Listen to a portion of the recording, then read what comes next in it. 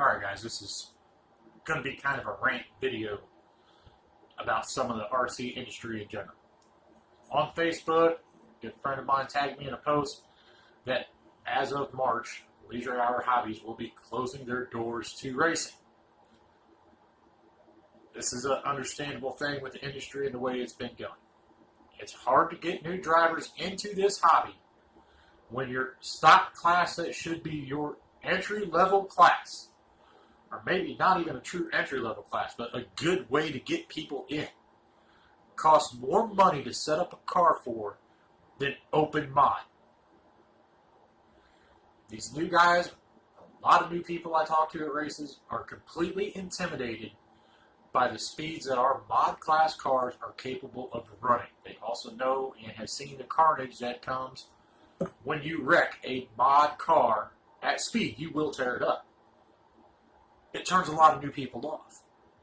Years ago, the early 2000s, we went through this whole thing with on-road before brushless technology was even big, and can't deny, me and Bill Dolch from Full Throttle Motorsports are right there doing the same thing these manufacturers are doing now. We were a motor company. We bought motors in bulk, tuned them, kept the best for ourselves, and sold the rest off as Pro-Spec, blueprinted motors to everybody else. It's what everybody else was doing in the industry at the time.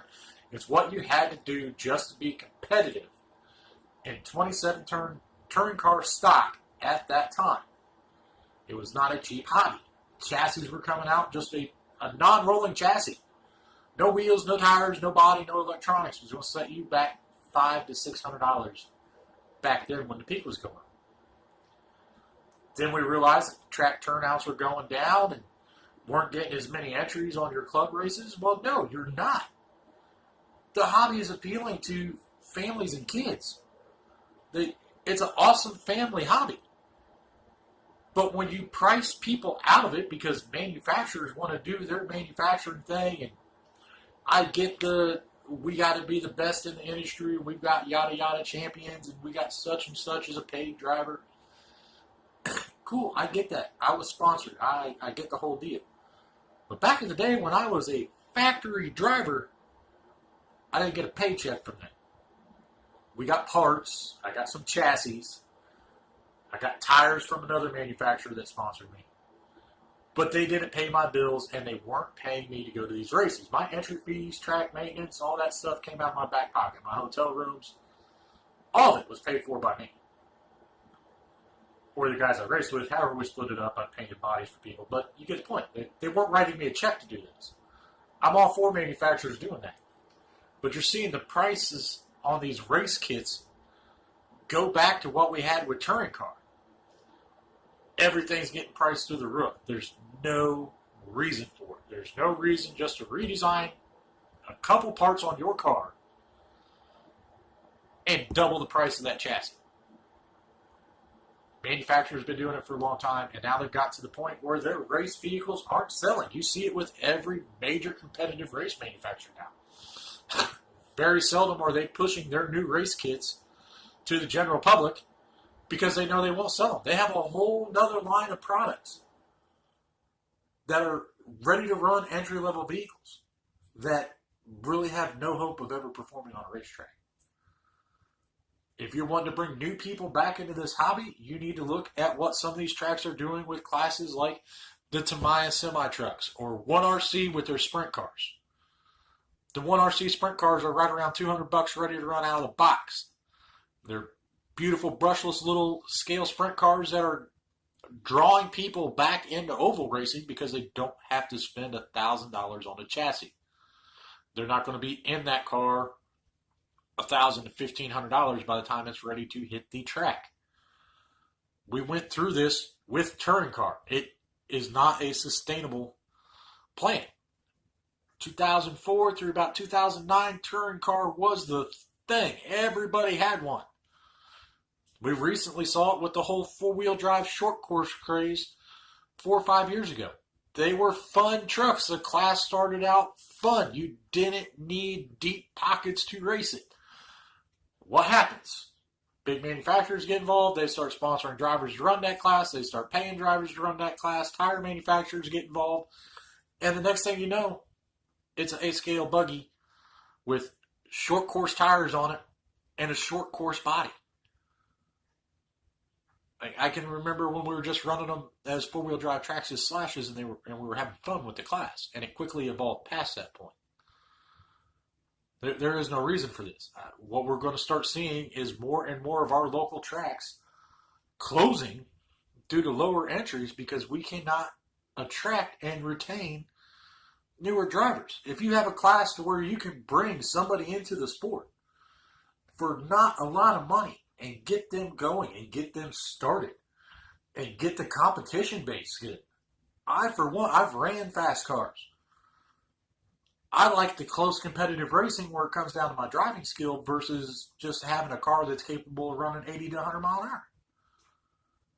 It makes for a better show. It makes it more approachable. And when people come to the pits and start asking us how they can get their kids involved, we're not telling them they need to go spend $1,000 to $2,000 just to get started in the hobby. I get it. I understand it. I know that's what it takes to get to the pro level, and there should always be that distinction between the true pro drivers and your club racers.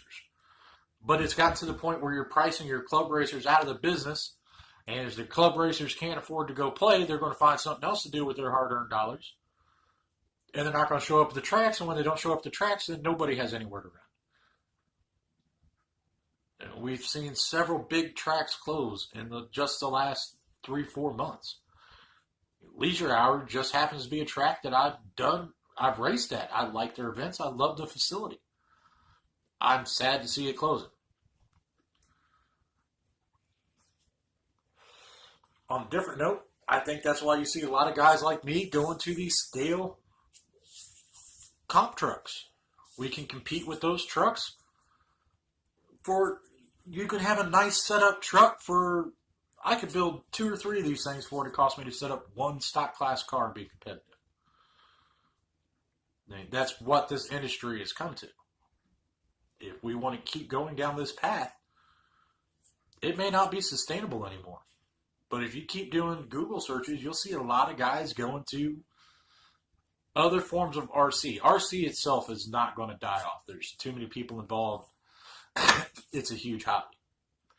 But I do see the decline of racing. It's been on the wall for years. The tracks that are doing well and are retaining drivers, local tracks around here, they run a spec class. The Tamiya semi-trucks on the TCS rules, it's a great class. Right around $250, you can have everything you need to race that semi-truck. Are they the best handling things out there? No. Are they fun to drive? Yeah. Is the racing close? Yes. Everybody running pretty much identical equipment? Yeah. The only thing you could change on the truck is your servo and radio. And neither one of them are going to give you a huge advantage in that class. Knowing how to take care of your brush motor, knowing how to set it up, get it broke in right, take care of your tires. General maintenance stuff that a lot of people have forgotten to do in this hobby are what will make those trucks competitive. The only thing in the TCS truck series that you're allowed to change is get rid of the bushings in the truck for a set of ball bearings. And if you know what you're doing with bushings, it's not a huge difference there. It's just something that makes the chassis roll freer. And if you spent the time to polish a bunch of bushings, you can accomplish the same thing. They won't last as long, but you can do it. If we want to keep this industry growing and keep this hobby alive at a competitive level, guys, we need to buckle down and come up with a formula and a structure that works. I love Roar. I've raced Roar. I've been a Roar member for about 20 years. But if we can't sustain new drivers to the sport or attract new blood to the sport or get other drivers in this sport, it's for nothing. We can have all the nationals and international events we want, but if people can't afford to get the skill levels to do it, what's going to happen to the quality of racing at that national event? Or what's going to happen to new guys wanting to come in that are turned off because they could literally go buy a real car for what it would cost them to get started? The name of this channel is Budget Builds and Reviews, and we try to keep that in line and in check. The new TLR cars that me and Zach got coming to us are not brand new cars. They are used chassis coming from other people to prove the point that we don't have to have the newest top tier stuff to be competitive at these big events. Driving skills will go a long way. Knowing how to set up the chassis will go a long way. It's a big reason that Big Zach and I want to go back to the nitro side of racing. Yes, nitro has taken a huge fall off. Yes, nitro fuel is expensive. But it's at the end of the day, the chassis don't cost us near as much money. There are a lot of maintenance, and we enjoy the 45-minute features that A-mains that comes with that, and pit stops and strategy involved. But we don't have to go buy 7 or 8 motors to be competitive in off-road buggy and truck. We can buy one primary motor for each vehicle, maybe have a backup, at least have the parts to rebuild that motor.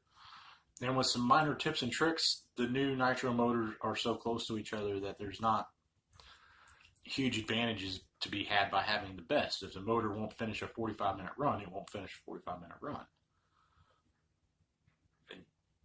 It's just, it no longer makes sense, guys. Let's get real about this hobby. It is a hobby. The economy is not what it used to be. It cannot be feasibly sustained at the rate that it was. That's why, look at the rules for the off-road rock crawling and the scale trucks. There's not a lot. They're all generated towards making the trucks look realistic. There's no real rules on my motor speed control setup. The trail truck that we build on this channel has a used motor out of a broken Red Cat Gen 7, a cheap Hobby Wing speed control, the steering servo that came off a Red Cat Gen 7. All this stuff can be had from various people, the internet. A lot of you guys probably have some older stuff laying around. It's a fun truck. And we're not looking for, I don't have to spend $299 on the newest, best brushless motor to be competitive at an event. I don't have to spend $200 on a high discharge rate battery pack to be competitive with this truck. It's running a $19 Venom 3-cell 2200 milliamp pack, and I get about an hour runtime out of it. But I think the industry needs to step back and take a serious look at racing. Roar, if you are listening, you need to take a serious look at some of your rules. If we want to sustain this industry, we need to come up with spec classes for every form of racing we have. Or at least the basic entry points. Spec 2-wheel drive buggy. Spec 4-wheel drive buggy. On-road. The Tamiya trucks are doing a great job. Stock Traxxas, their on-road car. A great job of being a spec racer. I know lots of local on-road tracks that are running those, ready to run out of the box with the Traxxas batteries. The only thing you can change is the radio steering servo. 1RC with their sprint cars and their winged sprints and the other stuff they're offering. They have one primary motor or 1 or 2 motors and a basic transmission set up on simple cars that look realistic and are all right around $200 ready to run with everything you need to get started in a box. That's what this hobby needs more of. We're going to try and get some of you guys, bring some of you guys into that and get some more of this content on the channel. I'm done with my little rant. Would like to spend the rest of the time on this video to give a shout out to the guys at Leisure Hour Hobbies. I know you guys put in a lot of hard work. Been to a lot of your big events there. I'm sorry to see you guys go. Hopefully, you guys can find a new facility that's more cost effective, and we'll all be back racing there again. Definitely going to try and make those events before you close. Wish you all the best. You guys have a good afternoon.